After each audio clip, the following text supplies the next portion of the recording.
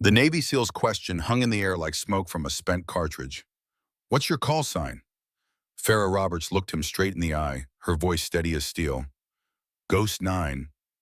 Before he could respond, she had vanished into the crowd, leaving behind only questions and the impossible truth that would reshape everything they thought they knew about covert operations. The morning sun streamed through the reinforced windows of Naval Special Warfare Command in Virginia Beach, casting long shadows across the polished floors where Farrah Roberts methodically organized intelligence files. At 26, she moved through the corridors with the quiet efficiency of someone who had learned to be invisible by choice rather than circumstance. Farah's European heritage showed in her sharp cheekbones and the way she carried herself with understated precision, but it was her eyes that caught people off guard. Dark and analytical, they seemed to catalog every detail, every inconsistency, every weakness in whatever room she entered. Her colleagues in the Intelligence Analysis Division knew her as thorough, reliable, and impossibly well-informed about global terrorist networks and covert operations. What they didn't know was that Farrah Roberts wasn't just analyzing intelligence reports, she was living them. The Naval Special Warfare Facility buzzed with its usual morning energy as SEAL teams prepared for training exercises and mission briefings. Farrah had been stationed here for 18 months, officially serving as a senior intelligence analyst, specializing in European terrorist networks. Her clearance level was impressive, her language skills exceptional, and her analytical reports had contributed to successful operations across 3 continents. But there was something different about Farrah, something that made veteran operators pause when they passed her in the hallways. She moved with the fluid awareness of someone who had spent time in dangerous places, not behind a desk.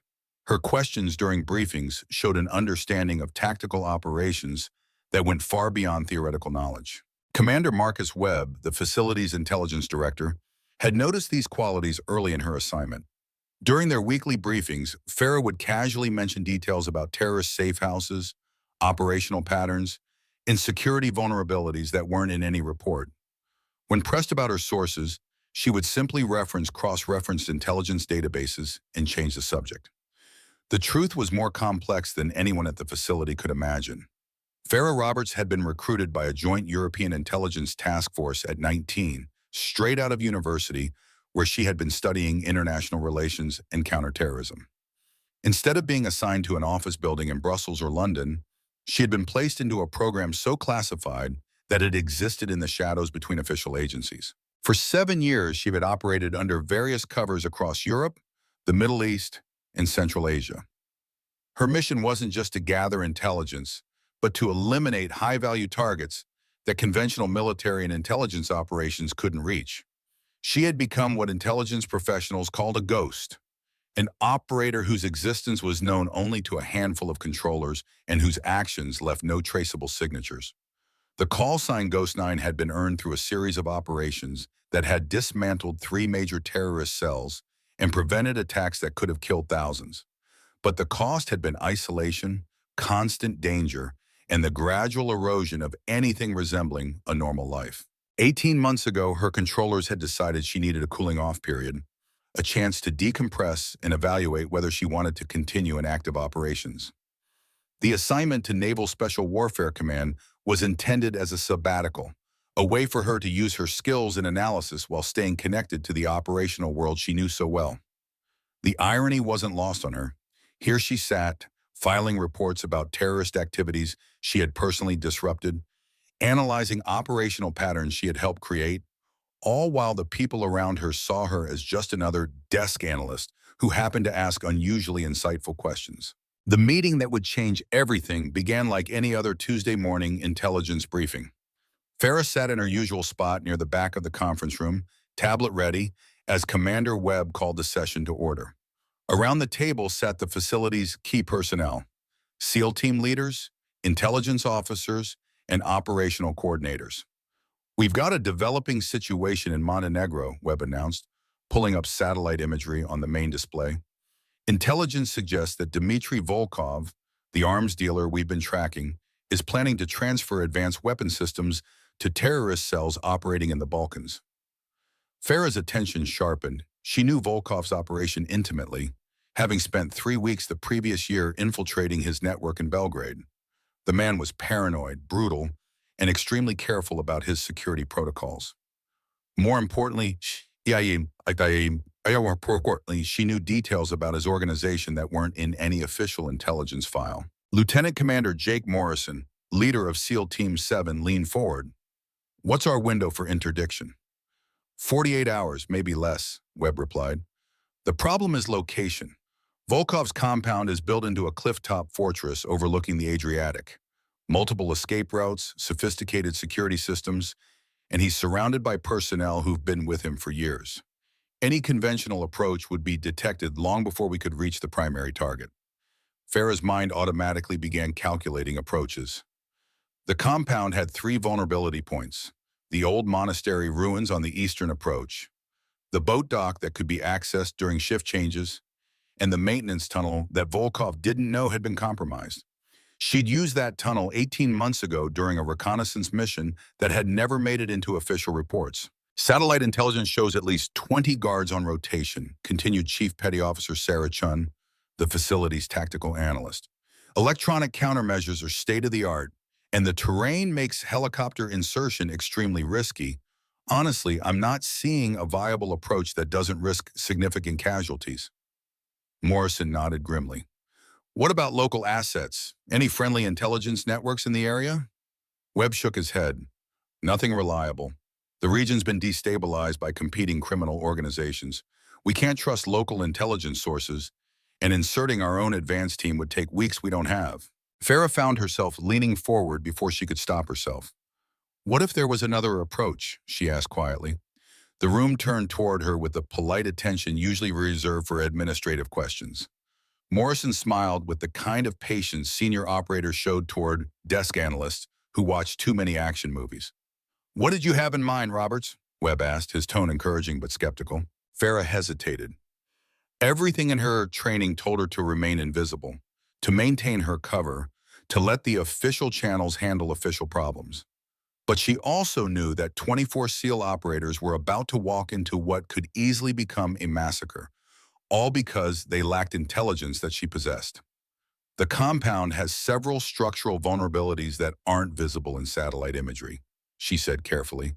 "Historical records show it was built on medieval foundations with a network of maintenance tunnels and old escape routes. If someone could access those systems, they could potentially neutralize security measures from the inside." Chun looked skeptical. "Historical records are fine for research papers, but we need actionable intelligence for operational planning. Unless you've got blueprints or recent surveillance data, we're looking at too many unknowns." "Actually," Farah said, her voice steady despite the risk she was taking, "I might have access to more detailed information about the site's layout and security protocols." Morrison's expression shifted from polite interest to mild confusion.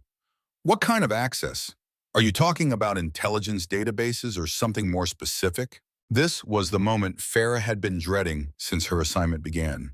She could feel the weight of 7 years of covert operations pressing against her carefully constructed cover identity. These were good operators who deserved to know what they were walking into, but revealing her knowledge would mean exposing everything she'd worked to keep hidden.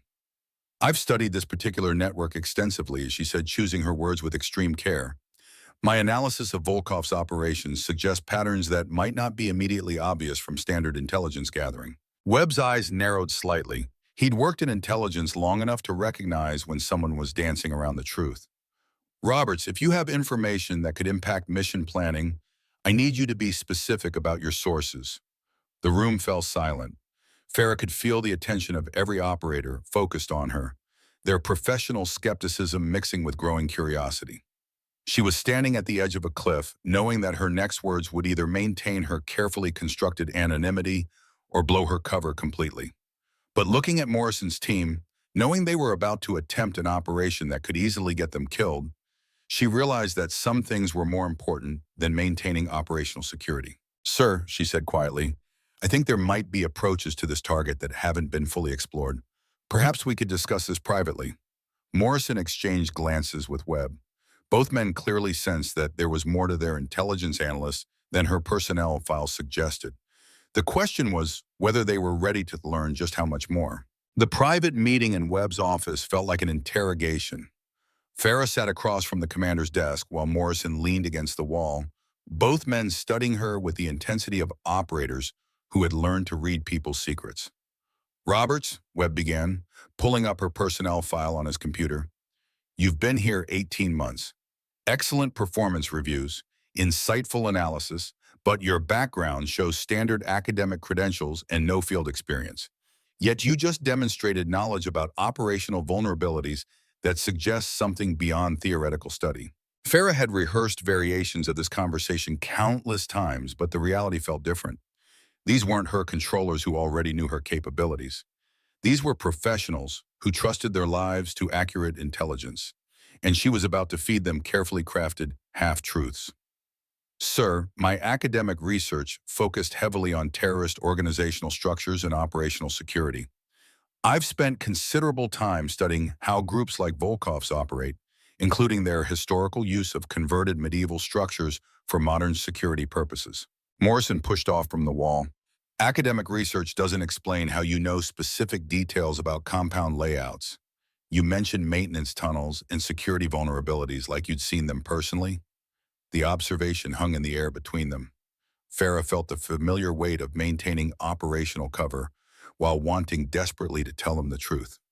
She had seen those tunnels personally, had mapped every entrance and exit, had spent 3 days studying guard rotations from inside the compound's own security system. I believe in thorough research, she said finally. When I analyze a target, I don't just read reports. I study architectural records, historical documents, satellite imagery patterns over time. Sometimes that level of detail reveals things that standard intelligence gathering misses. Webb's expression suggested he wasn't entirely convinced, but he nodded slowly. Assuming your research is accurate, what specific recommendations would you make for the Montenegro operation? This was dangerous territory. Any tactical recommendations she made would have to be based on her actual operational experience, which would raise even more questions about how a desk analyst knew so much about infiltration techniques. The traditional assault approach assumes the main security perimeter is the primary obstacle, Farah began carefully. But facilities like this often have secondary vulnerabilities that become apparent only through extended observation. If the team could approach from an unexpected vector and neutralize security systems before beginning the primary assault, it would significantly reduce casualties. Morrison leaned forward. What kind of unexpected vector? Farah's mind raced. She could describe the exact route she'd used 18 months ago, but that would require knowledge that no intelligence analyst should possess. Instead, she had to find a way to guide them toward the right approach without revealing how she knew it existed. Medieval fortifications were built with escape routes for the nobility in case of siege. Modern criminal organizations often exploit these historical features without fully understanding their vulnerabilities. A small infiltration team might be able to access the compound through routes that aren't covered by contemporary security measures. You're talking about someone going in alone, Webb observed.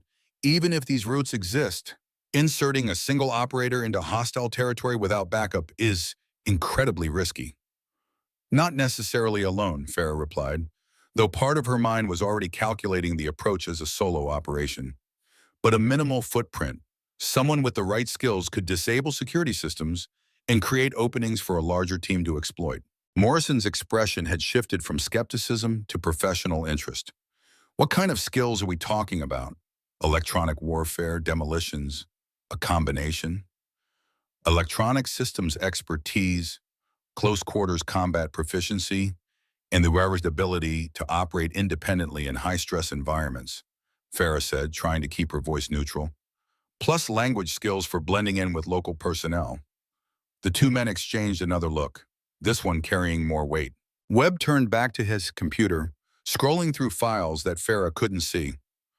Roberts, your language qualifications are impressive, fluent in Serbian, Croatian, Russian, and German. That's unusual for someone with your academic background. I studied in Europe, Farah replied, which was technically true. Immersion learning was part of my research methodology. Still, Morrison said, you're describing a very specific skill set for someone whose official training is in intelligence analysis. Have you had any tactical training, combat experience? Farah felt the conversation approaching the point where she would have to choose between maintaining her cover and providing information that could save lives. Every instinct told her to deflect, to maintain the careful balance she'd sustained for 18 months. I've done some additional training on my own time, she said carefully. Physical fitness, defensive tactics.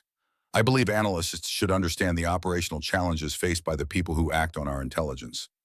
Webb stood up and walked to his window, looking out at the training grounds where SEAL teams were running exercises. The problem is timing.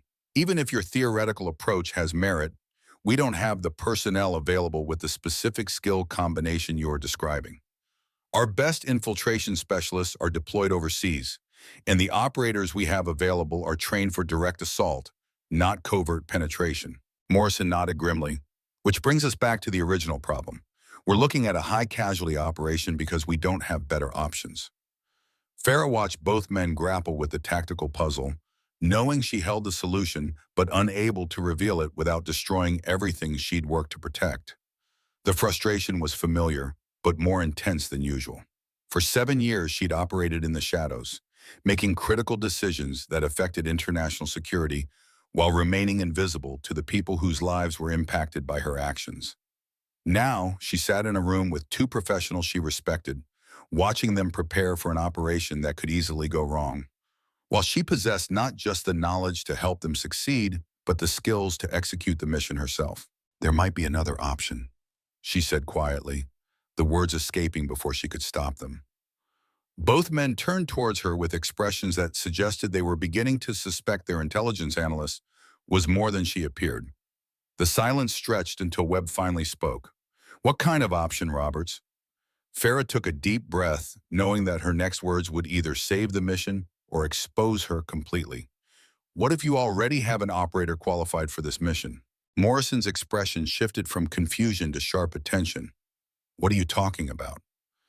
The intelligence reports describe a mission that requires specific skills, electronic systems expertise, close quarters combat proficiency, language capabilities, and experience with solo penetration operations, Farah said, her voice steady despite the magnitude of what she was revealing.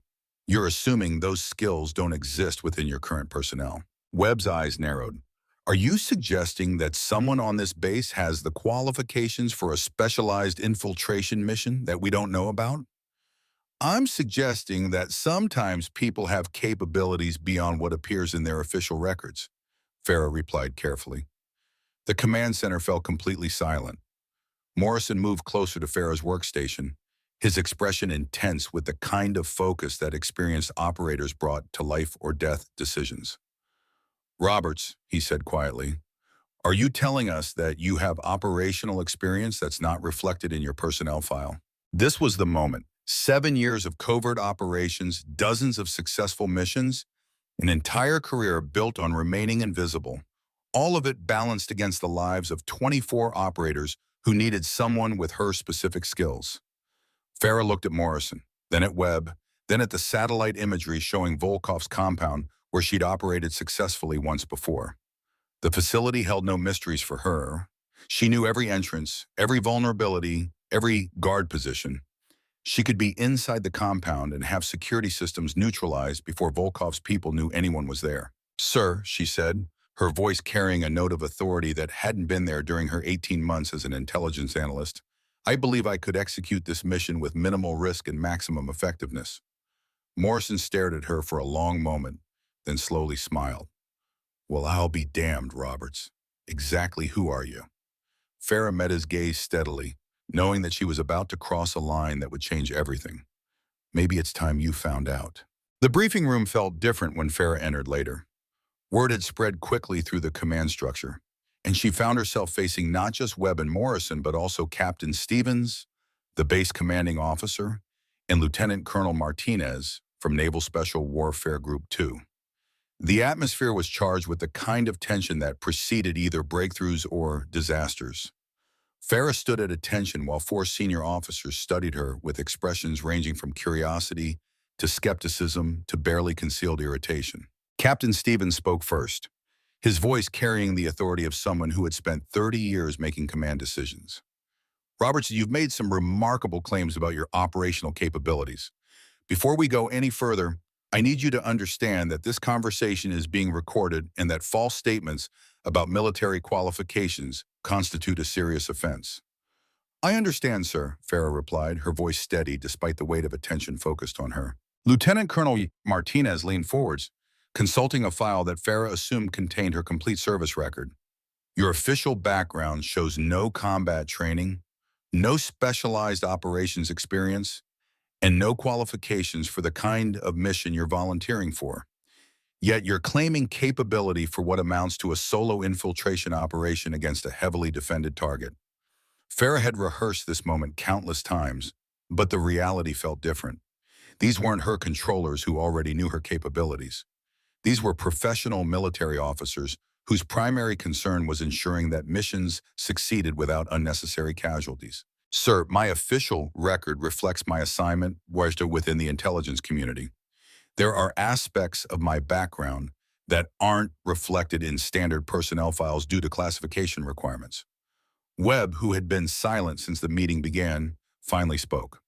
Roberts, are you claiming to have worked in special operations under deep cover?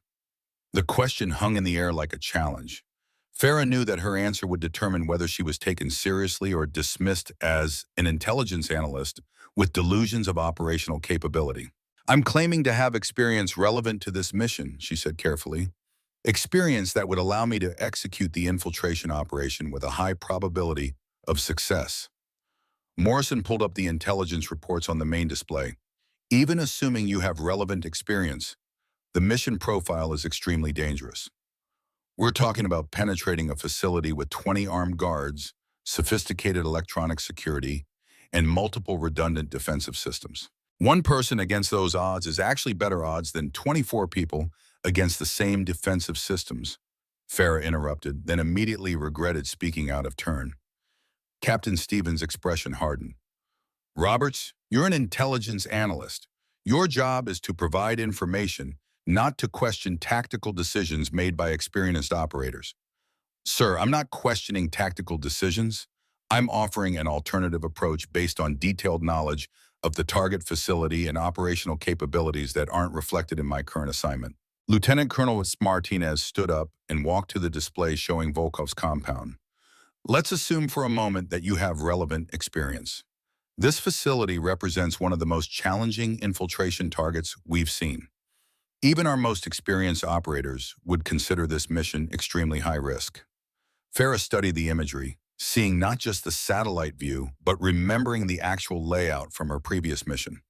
The guard towers that weren't visible from above, the electronic sensor position to cover the obvious approach routes, the backup power systems that could keep security active even during a main power failure.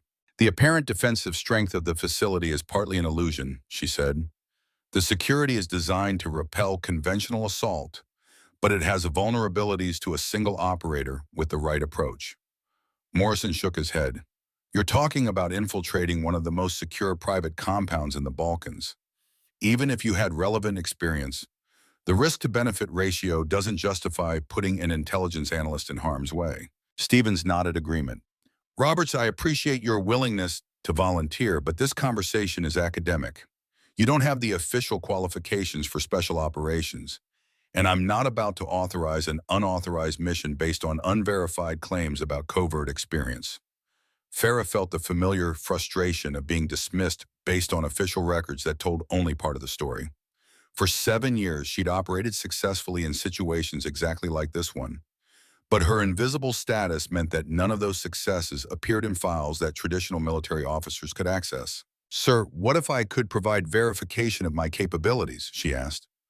Webb looked up from his computer. What kind of verification? Performance demonstration, skills assessment, whatever criteria you would use to evaluate an operator for this type of mission. Lieutenant Colonel Martinez exchanged glances with Stevens. Roberts, even if you could demonstrate relevant skills, we don't have time for a complete evaluation process. The mission window is closing, and we need to make decisions based on proven capabilities, not potential ones. Morrison stood up and faced Farah directly. Look, I can see that you believe you're qualified for this mission, but belief isn't enough when lives are on the line. We need operators with documented training, verified experience, and official authorization for special operations. What you need, Farah said quietly, is someone who can reach the target, neutralize security systems, and create openings for extraction without getting 24 operators killed in the process. The room fell silent. Stephen's expression suggested that Farah had just crossed a line from offering assistance to challenging command authority. Roberts, he said, his voice dangerously quiet, you're dismissed. Return to your regular duties and let qualified personnel handle operational planning.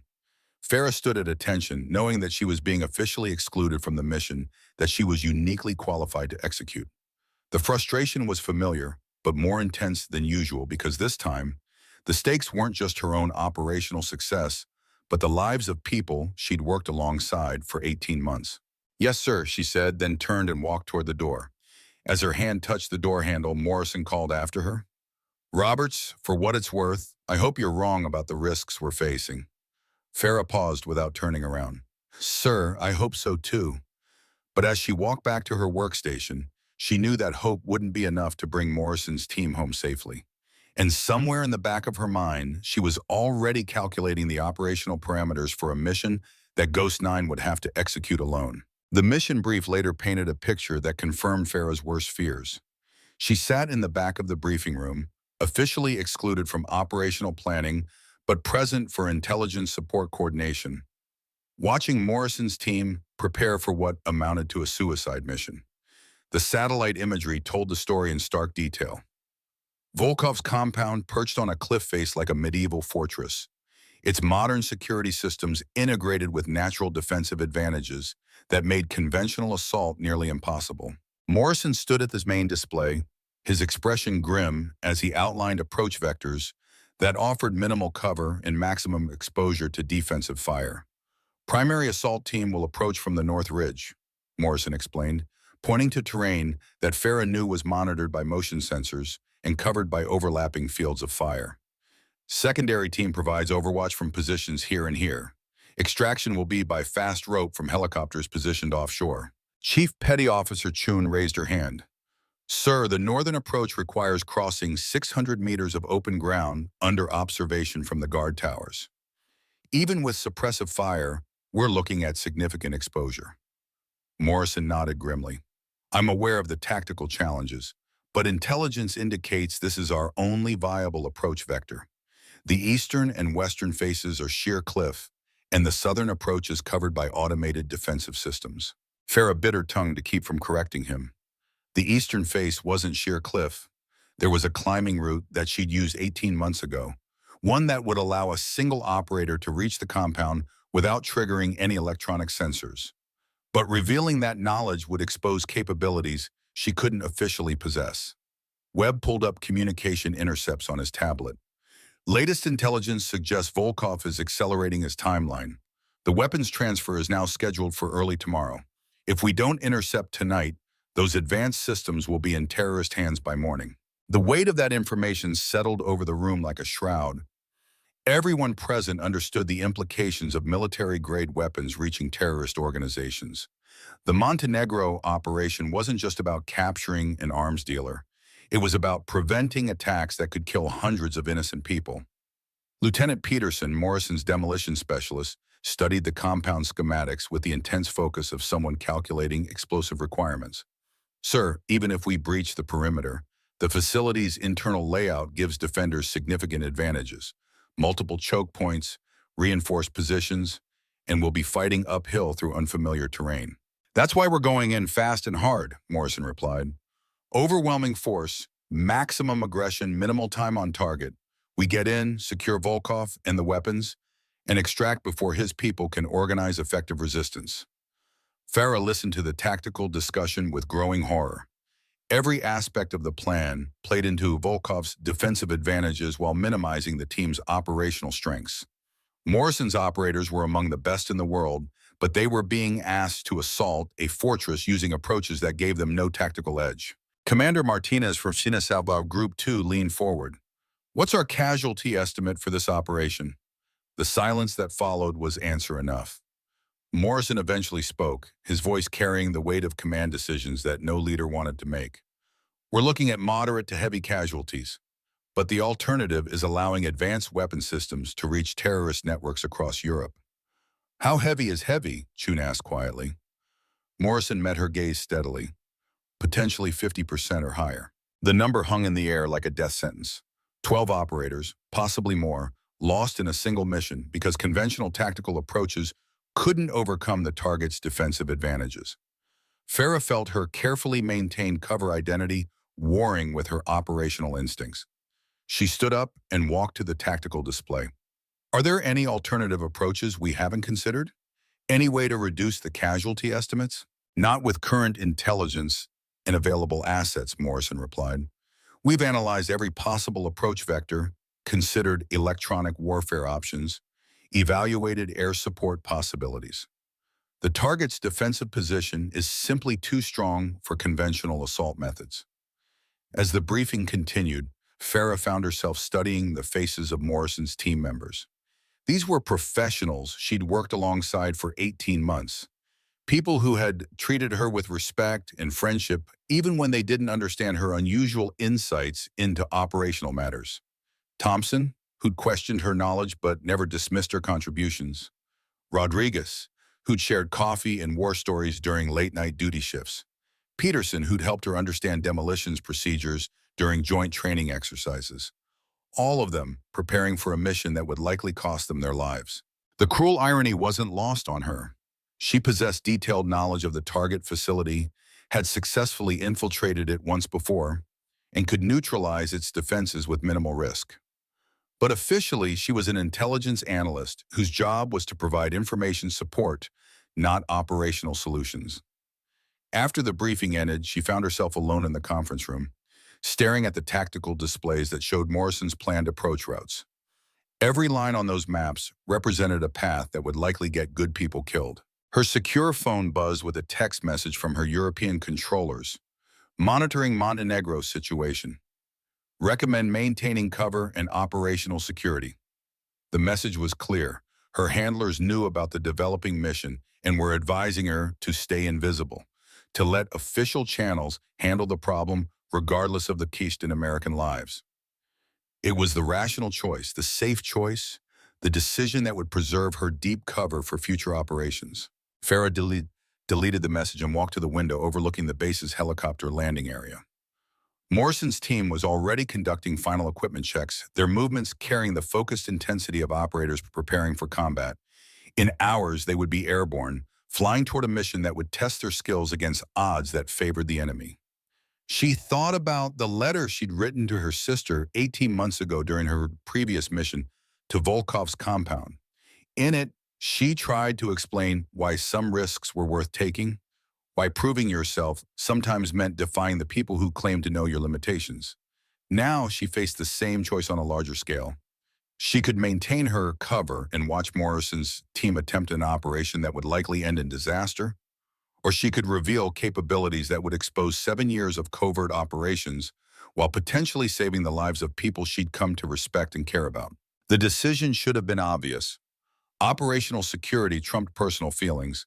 Maintaining cover was more important than individual missions, and her controllers had invested years in developing her identity. Throwing it away to help one SEAL team would be strategically short-sighted. But as she watched Morrison's operators preparing for what might be their final mission, Farah realized that some things were more important than strategic considerations. She pulled out her secure phone and began typing a message that would change everything. The message to her controllers was brief and encrypted. Request immediate operational consultation. Time-sensitive situation requires capability assessment. The response came within minutes. Negative. Maintain current assignment and cover status. Do not compromise operational security. Farah stared at the screen, knowing she just received a direct order from people who controlled her career and possibly her life. Her handlers weren't just supervisors, they were the architects of her entire existence for the past 7 years. Defying them would mean more than insubordination. It would mean severing connections to the only professional identity she'd ever known. She deleted both messages and walked back to her quarters, ostensibly to prepare for the night shift that would monitor Morrison's mission from the command center. Instead, she sat on her cot and opened a laptop that contained files no one else knew existed. For 18 months, she'd maintained what she called her contingency archive, detailed intelligence on regional threats and operational capabilities that went far beyond her official assignment. It was a habit from her covert years, when survival often depended on information that wasn't in any official database. The Montenegro files painted a picture that was both better and worse than Morrison's intelligence suggested. Better because the compound had vulnerabilities that satellite imagery couldn't detect. Worse because Volkov's paranoia had led him to upgrade his security systems significantly since her previous infiltration. But the route she'd used 18 months ago was still viable. The maintenance tunnel that connected to the compound's basement level remained unguarded, protected by Volkov's assumption that the cliff face approach was impossible. The electronic security grid had gaps that could be exploited by someone with the right equipment and knowledge of the system's architecture.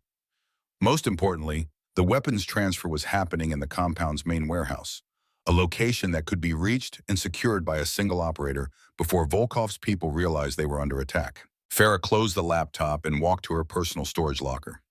Hidden beneath regulation uniforms and standard equipment was gear that she'd maintained throughout her assignment, telling herself it was just habit from her previous life. Specialized electronics for defeating security systems, custom weapons optimized for silent operation, identity documents, and communication equipment that would allow her to operate independently of official channels. As she inventoried the equipment, her mind automatically began calculating mission parameters. Timeline for reaching Montenegro, 8 hours by civilian transport, infiltration window when guard rotations created temporary gaps in perimeter security, neutralization time for compound defenses, approximately 45 minutes if everything went according to plan.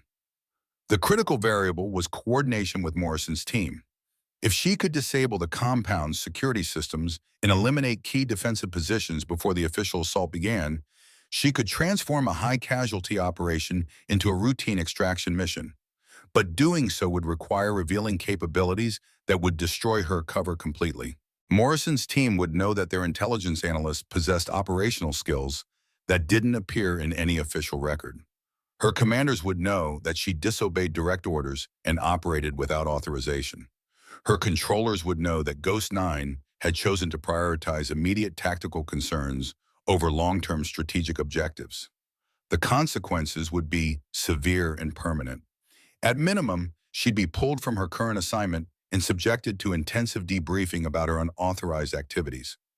More likely, she'd face disciplinary action for operating outside her assigned parameters and revealing classified capabilities. Worst case, her entire operational identity would be burned, forcing her into a retirement that would end the most successful covert career in recent intelligence history. Against those risks, she weighed the probability that Morrison's mission would result in multiple casualties among operators she'd worked alongside for 18 months, professional soldiers who trusted their leaders to send them on missions with reasonable chances of success, not suicide runs against impossible odds. The rational choice was clear: preserve operational security, maintain cover, and let official channels handle the situation regardless of the cost. Her controllers had invested too much in developing her capabilities to risk them on a single mission, even one involving American Special Operations personnel. But as she sat in her quarters, listening to the sounds of mission preparation echoing across the base, Farah realized that 7 years of covert operations had taught her something her controllers might not understand. Sometimes the most important missions were the ones that required you to stop hiding. She opened her laptop again and began composing a different kind of message, not to her controllers, who would order her to maintain cover, but to a contact in European intelligence who could provide the documentation she'd need to operate in Montenegro without triggering international security protocols. The message was brief. Ghost 9 requires immediate support for time-sensitive operation, authorization and logistical assistance needed within 6 hours. The response came back almost immediately. Understood. Package will be available at usual location. Stay safe. Farah smiled grimly as she closed the laptop, Her European contact didn't ask questions about authorization or operational parameters. In the intelligence community, some requests carried enough weight that bureaucratic concerns became irrelevant. Ghost 9 was going operational again, and this time she wouldn't be invisible to the people whose lives depended on her success. Farah stood up and began gathering her gear, knowing that once she left the base, there would be no way to maintain the careful balance she'd sustained for 18 months. Farah Roberts, the intelligence analyst who asked unusually perceptive questions, would cease to exist. But Ghost 9, the operative who had prevented 3 major terrorist attacks and eliminated dozens of high-value targets, would have one more mission to complete. The only question was whether she could save Morrison's team without destroying everything she'd worked to protect. The base security checkpoint operated with the relaxed efficiency of personnel managing routine procedures. Farah approached the gate with her standard overnight pass, a document that authorized her to conduct off-base research at the Norfolk Public Library's Government Documents section. Sergeant Williams glanced at her identification and pass without real scrutiny. For 18 months, Farah had maintained a pattern of occasional evening research trips, building a history of predictable behavior that now provided perfect cover for her actual mission. "Working late again, Roberts?" Williams asked, scanning her ID badge. "New intelligence requirements from Washington," she replied, which was technically accurate while being completely misleading. "Sometimes the best information isn't in our classified databases." Williams nodded and waved her through, already focusing on the next vehicle in line. Farah drove off the base, knowing that her absence wouldn't be noticed until the morning shift change, giving her approximately 10 hours before anyone began asking questions about her whereabouts. The drive to Norfolk International Airport took 47 minutes through evening traffic that moved with the sluggish rhythm of a military town settling into night routines. She'd memorized the route weeks ago, part of the perpetual escape planning that had become second nature during her years in covert operations. Her destination wasn't the main terminal, but a private aviation facility where corporate jets and government contractors operated outside the scrutiny of commercial aviation security. The aircraft waiting for her was a Gulfstream G550, registered to Ascended through a logistics company that existed primarily on paper, one of dozens of front organizations that European intelligence used for operations requiring unofficial transportation. The pilot, a weathered man in his 50s who introduced himself simply as Thomas, asked no questions about her destination or the urgency of her travel. In the intelligence community, some passengers carried credentials that made curiosity professionally unhealthy. "Flight time to Podgorica is 7 hours with a fuel stop in Germany," Thomas informed her as they prepared for takeoff. "Weather looks good across the Atlantic, but there's a storm system moving through the Balkans that might affect our approach." Farah nodded, already reviewing mission parameters on her encrypted tablet. The storm system could actually work in her favor, providing additional cover for her infiltration while complicating Morrison's helicopter insertion. She'd need to adjust her timeline to account for weather delays, but the operational window remained viable. As the aircraft lifted off into the Atlantic darkness, she allowed herself one final moment to consider the magnitude of what she was attempting. In 12 hours, she would be operating alone in hostile territory, executing a mission that officially didn't exist to support operators who didn't know she was coming. The flight passed in a focused preparation. Farah reviewed intelligence files, studied satellite imagery, and updated her equipment inventory. The Montenegro compound held no mysteries for her, but Volkov's security procedures would have evolved since her previous visit. She needed to assume that some of her intelligence was outdated while hoping that the fundamental vulnerability she'd identified remained exploitable. The landing strip outside Podgorica was little more than a cleared strip with minimal lighting, but Thomas set the aircraft down with the skill that came from years of landing in places that didn't officially exist. "Need me to wait?" he asked as Farah gathered her gear. "Negative. Return to Stuttgart and maintain standard communication protocols. If anyone asks, this flight never happened." Thomas nodded and began preparing for immediate departure. Within minutes, the aircraft was airborne again, carrying with it the last official connection between Farah's mission and the intelligence networks that had supported her. The rental car waiting at the airfield was exactly where her advanced coordination had specified, a nondescript sedan with enough fuel to reach the coastal mountains where Volkov's compound dominated the landscape like a medieval fortress. She drove through the pre-dawn darkness, following routes she'd memorized from satellite imagery and previous reconnaissance. The compound appeared exactly as she remembered it, perched on a cliff overlooking the Adriatic Sea. Its combination of medieval architecture and modern security technology created a defensive position that seemed impregnable from conventional approaches. But Farah saw it differently, not as an impossible target, but as a tactical puzzle she'd already solved. She parked the rental car 3 kilometers from the compound and began the final phase of her preparation. Standard military communications equipment was replaced with specialized gear that would allow her to monitor Morrison's team without revealing her presence.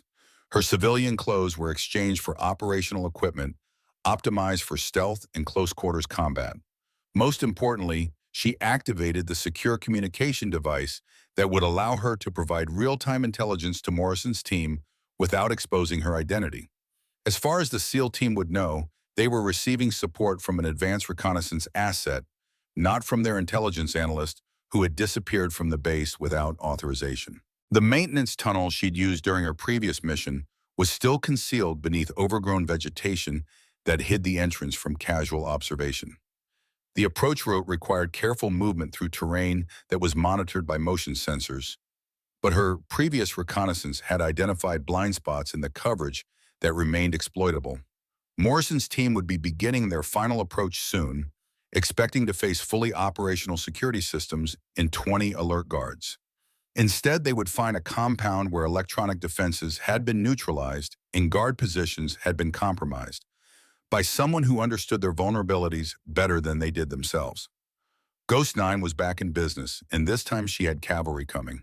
The maintenance tunnel stretched into darkness like a throat leading into the belly of Volkov's fortress.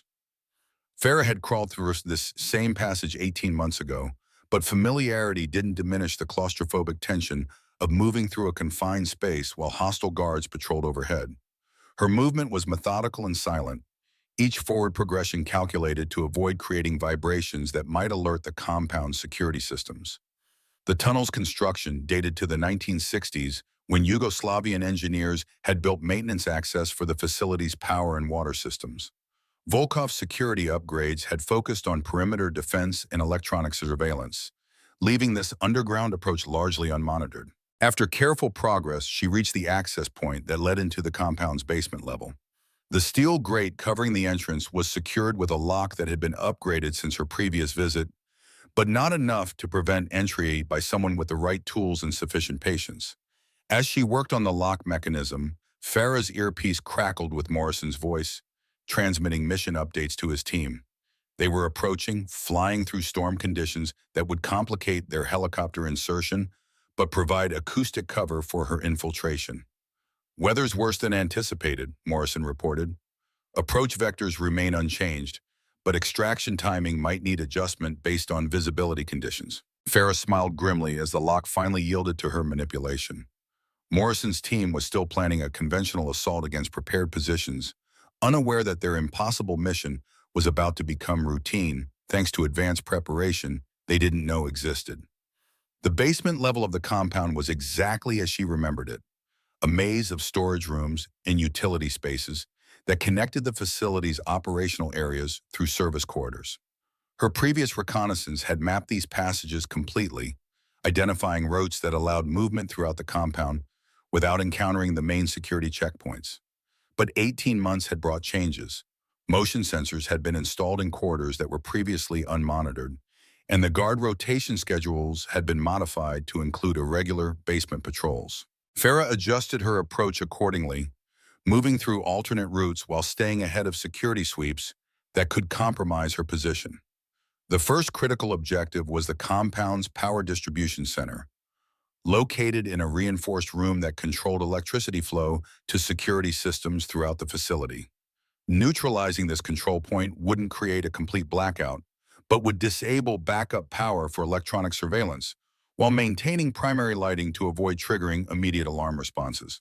The approach to the power center required passing through a corridor monitored by newly installed cameras. Farah studied the mounting positions and sweep patterns, identifying a timing window that would allow her to pass undetected if she moved with precise coordination. The crossing took careful movement, staying within camera blind spots while navigating obstacles that could create noise or visual anomalies. Her operational training had emphasized that successful infiltration depended more on timing and positioning than on specialized equipment or overwhelming force. Inside the power distribution center, she began the systematic process of degrading the compound's security capabilities. Electronic locks were reconfigured to respond to emergency override codes. Camera feeds were routed through relay systems that would allow her to manipulate visual data, and motion sensors were adjusted to ignore movement profiles that matched her operational parameters. Most importantly, she gained access to the compound's communication network, allowing her to monitor security radio traffic while preparing to provide real-time intelligence to Morrison's approaching team. The transformation was subtle but comprehensive. To casual observation, the compound's security systems remained fully operational, but critical components had been compromised in ways that would become apparent only when those systems were tested under stress. As she completed the power center modifications, Farah's earpiece transmitted Morrison's latest update. The team was minutes from the target, with weather conditions improving but still challenging for helicopter operations. She keyed her secure transmitter, knowing that her next communication would announce Ghost Nine's return to active operations. Rescue Leader Morrison, this is advanced reconnaissance. Be advised your primary approach vector is compromised. Recommend alternate route coordinates, transmitting now. The silence that followed lasted nearly 30 seconds before Morrison's voice returned, confused but professional. Advanced reconnaissance, identify yourself. We don't have forward assets in position. You do now, Farah replied, uploading tactical data that would guide Morrison's team through the security gap she'd created. Electronic defenses are being neutralized.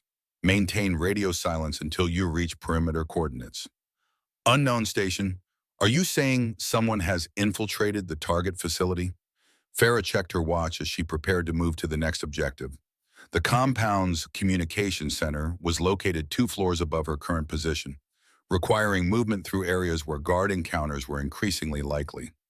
I'm saying your mission just became significantly more achievable, she transmitted. Follow the coordinates and prepare for updated intelligence on guard positions and defensive layouts. As she began climbing toward the main level, Farah felt the familiar clarity that came with active operations. For 18 months, she'd been Farah Roberts, the intelligence analyst who asked unusually insightful questions while maintaining careful distance from operational realities. Now she was Ghost 9 again, moving through hostile territory with the confidence that came from years of successful missions and detailed preparation. The compound held no mysteries for her. Its defenders had no advantages she hadn't already neutralized.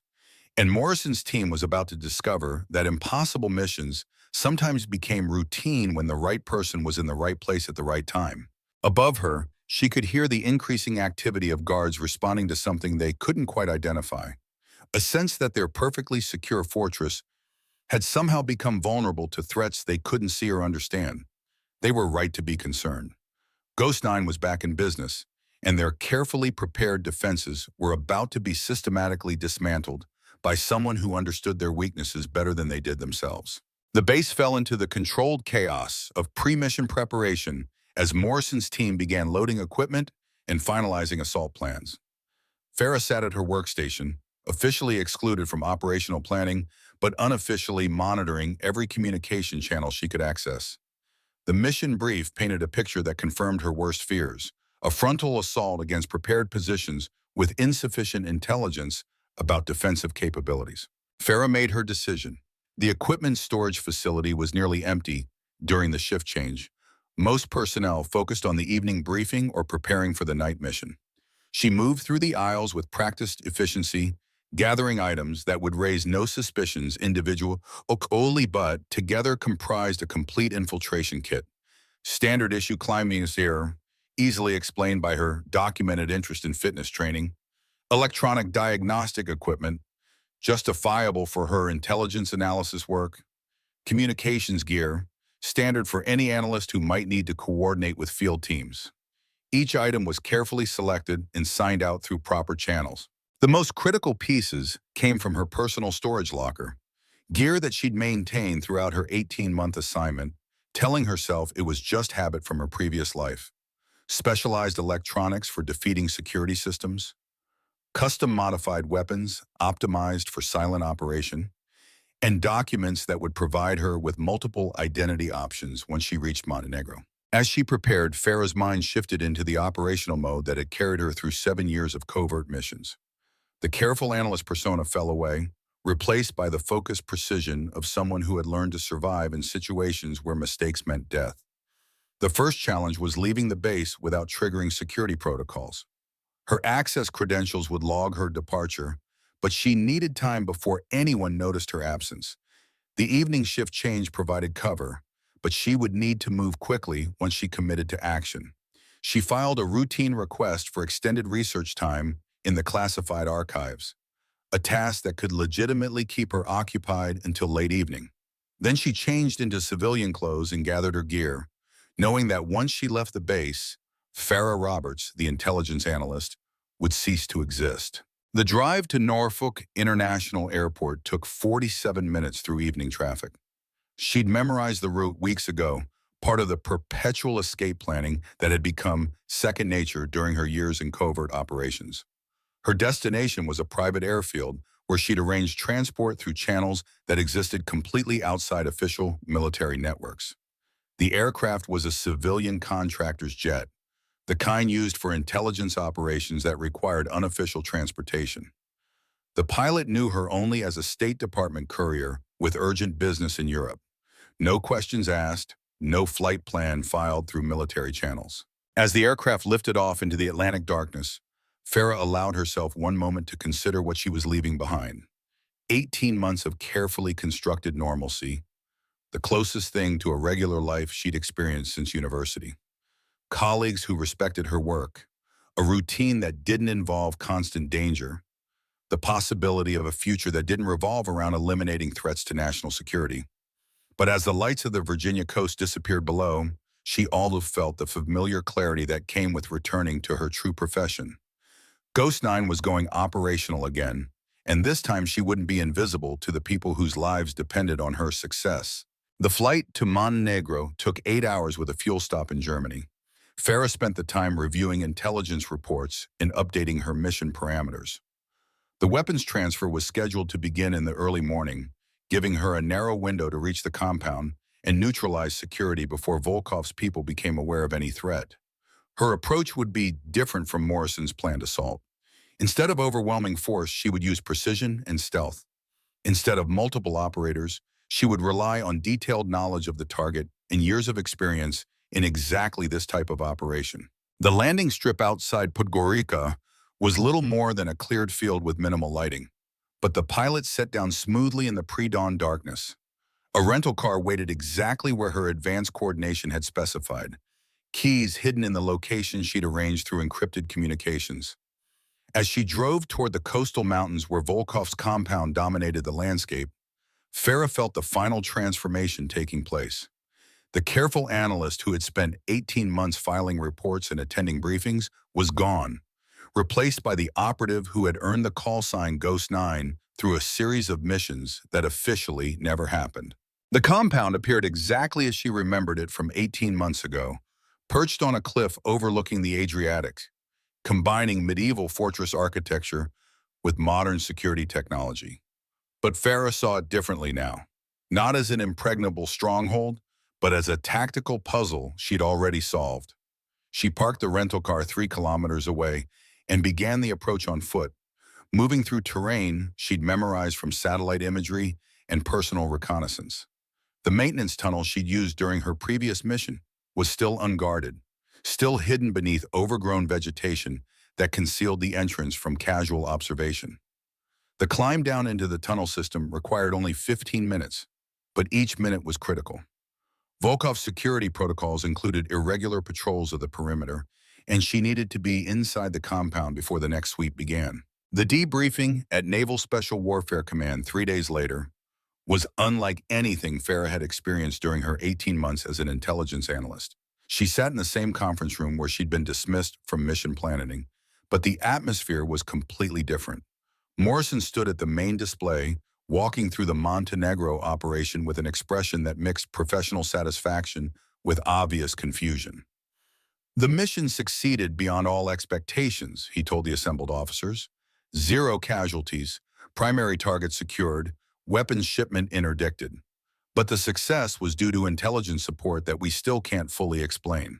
Captain Stevens leaning forward, studying after-action reports that painted a picture of tactical perfection. You're saying someone infiltrated the compound ahead of your team and systematically disabled their security? That's exactly what I'm saying, sir, Morrison replied.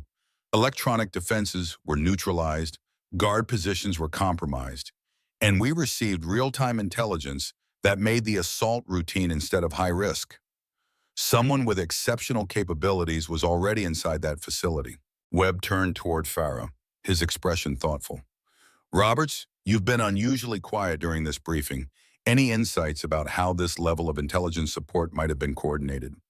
Farah met his gaze steadily, knowing that this moment would determine whether her carefully maintained cover survived the success of the Montenegro operation. It sounds like someone with detailed knowledge of the target facility and advanced operational capabilities decided to provide support for the mission. Lieutenant Colonel Martinez pulled up communication logs on his tablet. The mysterious operative used our classified frequencies and had access to real-time intelligence about the compound's security systems. That suggests either a security breach or cooperation from someone with legitimate access to our networks. Morrison moved closer to Farah's position, his expression intense with the kind of focus that experienced operators brought to unsolved puzzles. Roberts, during our last conversation, you mentioned having capabilities that weren't reflected in your official records. You also demonstrated knowledge about infiltration operations that went beyond theoretical study. The room fell silent, except for the hum of electronics and the distant sound of helicopter rotors from the training area. Every officer present was clearly thinking the same thing, but none wanted to voice the conclusion that seemed increasingly obvious. Sir, Farah said quietly, I believe the Montenegro operation succeeded because someone with the right skills was in the right place at the right time. Stevens stood up and walked to the window overlooking the training grounds where SEAL teams were conducting exercises. Roberts, I'm going to ask you a direct question, and I need a direct answer. Were you involved in the Montenegro operation beyond your official role as intelligence analyst? This was the moment Farah had been preparing for since she'd made the decision to leave the base 3 nights ago. She could maintain her cover, deny any involvement, and continue her assignment as a desk analyst who happened to ask unusually perceptive questions. Or she could acknowledge what everyone in the room already suspected and face the consequences of revealing capabilities that officially didn't exist. Sir, she said, standing at attention, I believe there are times when serving your country effectively requires going beyond your assigned role. The silence stretched until Morrison finally spoke, his voice carrying a mixture of respect and amazement. Roberts, exactly who are you? Farah looked around the room at faces that had shifted from skepticism to recognition to something approaching awe. These were professionals who understood operational excellence when they saw it, and they were finally seeing her clearly. My call sign, she said quietly, is Ghost 9. Morrison stared at her for a long moment, then slowly smiled. Ghost 9, the operative who dismantled 3 terrorist cells in Europe, the one who prevented the Barcelona attack. You're supposed to be a legend. Legends are just people who learn to be invisible, Farah replied. I've been hiding in plain sight for 18 months. But some missions are too important for maintaining cover. Stevens returned to his desk, his expression suggesting a commander who was rapidly reassessing everything he thought he knew about his personnel. Roberts, or should I say Ghost 9, your actions in Montenegro saved lives and prevented a major weapons shipment from reaching terrorist organizations. But you also operated without authorization and revealed classified capabilities. Webb leaned back in his chair, studying Farah with new understanding. The question is, what do we do now? You can't return to your previous assignment, not after this revelation. Farah nodded, knowing that her 18 months of carefully constructed normalcy were over. I understand, sir. I'm prepared for whatever consequences my actions require. Morrison stepped forward. Actually, I think the consequences might be different than you expect. We need operators with your capabilities, and you've just demonstrated that you can work effectively with conventional forces. Stevens consulted his computer, pulling up files that Farah assumed contained her complete operational history. Ghost 9, you're being reassigned effective immediately. You'll be working directly with special operations teams, providing the kind of advanced reconnaissance and infiltration support that the Montenegro mission demonstrated. But this time, Webb added, you won't be operating alone. You'll be part of a team that knows exactly who you are and what you're capable of. As the meeting concluded and officers began discussing operational integration procedures, Morrison approached Farah with an expression that mixed professional respect with personal curiosity. One question, he said quietly. When you walked out of that first briefing, you already knew you were going to Montenegro, didn't you? Farah smiled, the first genuine expression of satisfaction she'd allowed herself in 3 days. I knew someone had to go. I just didn't know if I'd be able to maintain my cover afterward. Well, your cover's blown now, Morrison observed. How does it feel to be visible again? Farah looked around the command center where personnel were already discussing mission planning procedures that would incorporate her unique capabilities. For the first time in 7 years, she was operating under her own name, acknowledged for skills that had been hidden for so long. It feels like coming home, she said. 6 months later, the legends about Ghost 9 had evolved to include her integration with conventional special operations. But the part of the story that people remembered most was the moment when a Navy SEAL had asked for her call sign, and she had simply said, Ghost 9, before vanishing into operational legend. Because sometimes the most powerful thing you can do is stop hiding who you really are. If this one hit the mark, you won't want to pass these up. Just click and check them out. And don't forget to subscribe and turn on the notification bell so you don't miss any upload from us.